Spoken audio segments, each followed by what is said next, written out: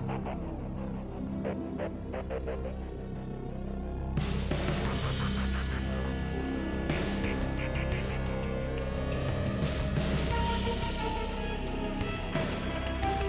a little while of wallowing, yes, I wallowed. I was soaked to the bone and shivering, and it was getting dark. How long had I just laid here like a drowned rat? Hours.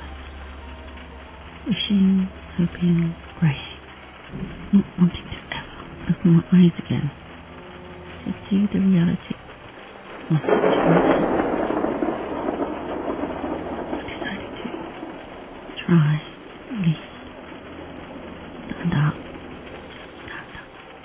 and I heard something strange, out of place, a weird little flapping noise, like a fish on its back. I slowly cracked an eye open and looked around, sat up, trying to hone in on where that weird sound was coming from. Yes, to the left. Oh no, right. On the pavement.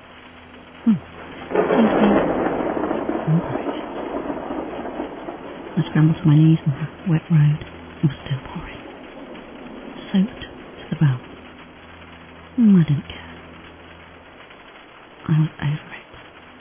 And to be honest, I was getting mad. Sick of being scared, always frightened, wondering, what next? What am I going to do? I had to live in the moment, and the moment was, well, strange.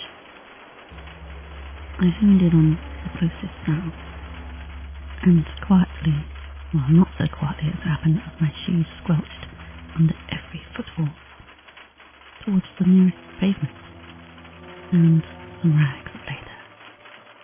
Oh, I saw movement underneath. Oh God, what now? Gingerly I picked at the rags, and there, beneath, was, I don't know, bird, a baby bird, featherless, no, too grey, marbled, moving and squirming, flapping about, yes, just like a fish, like the rain had animated, no. I swiftly put my boot down on it, squashed it. I knew for a fact it wasn't you.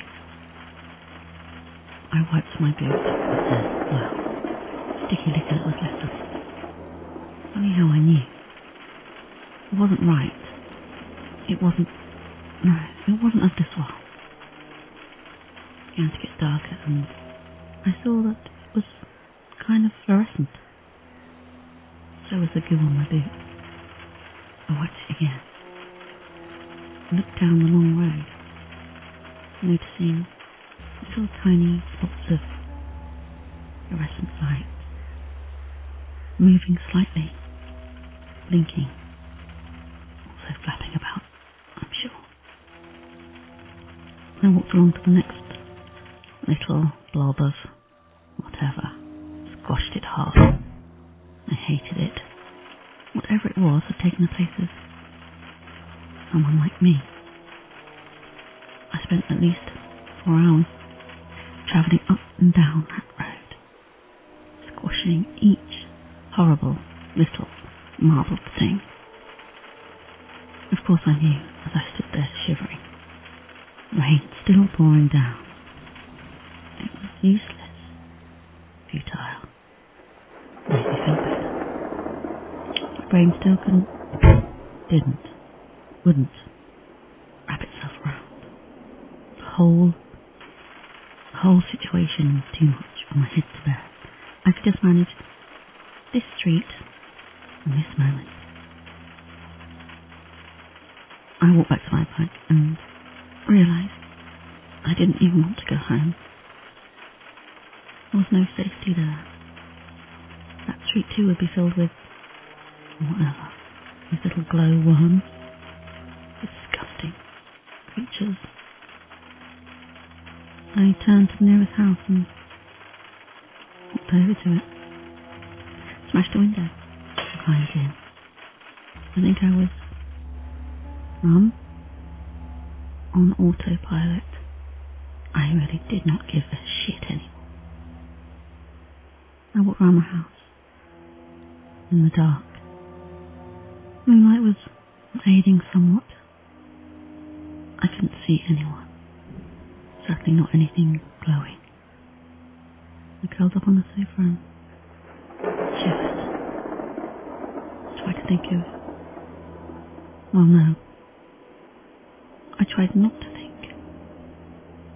I was almost sweetly being dragged down into sleep, and the whole room was lit up with bright, violent light. It lasted for the moment, and as soon as I realised what it was too late. I ran outside just to see the taillights whizzing down the road, engine roaring. Damn, that was somebody. That was a real live person driving that car. And that gave me so much hope. I screamed and waved and jumped and screamed some more, till my voice almost broke and was sore. Taillights had long gone. I ran to the end of the road. Couldn't see anything. But I knew whatever happened, at least there was one other person in this damned world. Maybe they were looking for someone like me. Maybe they'd come up on my notes. The library, on the tower blocks. Slim, very slim chance. As I walked back to the... No, I'm not going back to that house. I'm going home. I found my bike. Crushed. Of course. Whoever that was had, well, pretty much mangled it. I'm surprised there wasn't a crash. They were going so fast. I decided just to walk. I knew all the way home I would search for those things and kill them. I had to. For my race. My people. What was left of them. Whatever they were. They're bad news. Bad news for me. And though every step was getting heavier and heavier, I couldn't pass by one little pile of rags or clothes without looking and stomping with whatever strength I had left. As I reached my clothes, I noticed on some of the piles of clothes there were no such things. They were empty. Where had they gone? How had they managed to move? Grown wings, maybe? No, I hadn't seen anything. I didn't like that. Had these skulks slapped their slimy way into hedges, drains, who knows, ready to emerge? In what kind of form? Like me? I couldn't think of that now. I was dog tired. I literally crawled the last few yards to my house, opened the door and just fell inside. Lay there, in the hallway. No more fight, no more movement, no more thinking. Tomorrow, always tomorrow.